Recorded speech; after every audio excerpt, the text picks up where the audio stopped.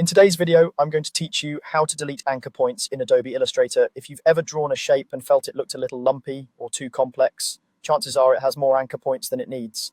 Cleaning those up makes your path smoother, easier to edit, and lighter for your file.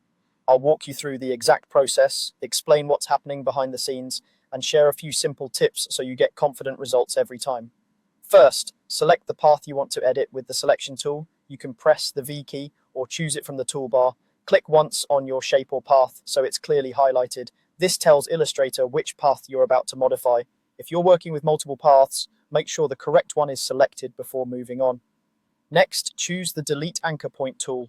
The keyboard shortcut is the minus key on your keyboard, and you'll also find it in the Tools panel. It's nested under the Pen tool, so click and hold the Pen tool icon or press P, and then select the Delete Anchor Point tool from the flyout menu. You'll recognize it by the small minus sign next to the pen icon. Now click directly on the anchor point you want to remove. Precision matters here, so zoom in a bit if the point is small or crowded. When you're correctly targeting an anchor point, your cursor will show that minus indicator. A single click removes that point immediately. If nothing changes, you may have clicked a handle or a segment instead of the point. Try again with a slightly steadier aim. As soon as you remove the anchor point, the path reshapes automatically, connecting the remaining points.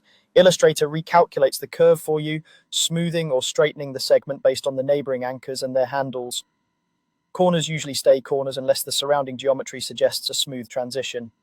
If the shape changes more than you expected, don't worry. Undo is your best friend. Press Command or Control plus Z, then try a different point or remove anchors one at a time to evaluate each change. A few quick tips as you work. Choose points that are truly redundant, like extra stops along a straight edge or overly dense spots along a curve.